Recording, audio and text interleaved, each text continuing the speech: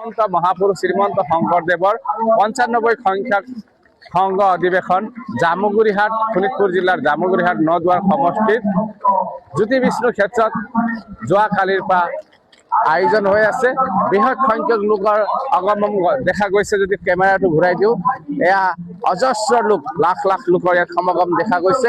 জয় গুৰু শ্ৰী শ্ৰীমন্ত শংকৰদেৱ ৯৫ সংখ্যক বাৰ্ষিক অধিৱেশন ২০২৬ এয়া জ্যোতি বিষ্ণু ক্ষেত্ৰ ৬, ৭ আৰু ৮ ফেব্ৰুৱাৰীলৈকে আয়োজন হ'ব।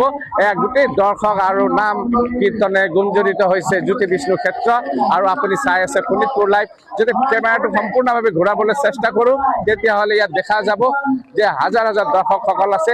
আৰু দৰ্শকসকলৰ আমি ভক্তসকলৰ মন্তব্য ল'বলৈ চেষ্টা কৰিম। আপুনি চাই আছে শোণিতপুৰ লাইভ। তেজপুৰৰ পৰা আহিছোঁ।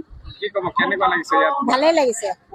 মই প্ৰথমবাৰ আহিছোঁ, আগতে যোৱা নাই ক'তো। এইবাৰ তেজপুৰতে হৈছে কাৰণে আমি তেজপুৰৰ মানুহ আহিছে, বহুত ভাল লাগিছে। এইমাত্ৰ আহিছোঁ। ভাল লাগিছে, বঢ়িয়া লাগিছে। তেজপুৰৰ পৰা আহিছোঁ আমি, আৰু এইবাৰ আজি প্ৰথম আহিছোঁ। এনে ভাল লাগিছে বাৰু।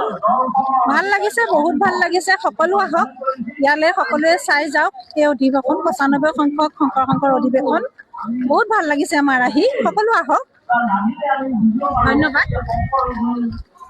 আৰু দৰ্শক আছে, দৰ্শকৰ পৰা মন্তব্য ল'বলৈ চেষ্টা কৰিম। আপুনি চাই থাকক শোণিতপুৰ।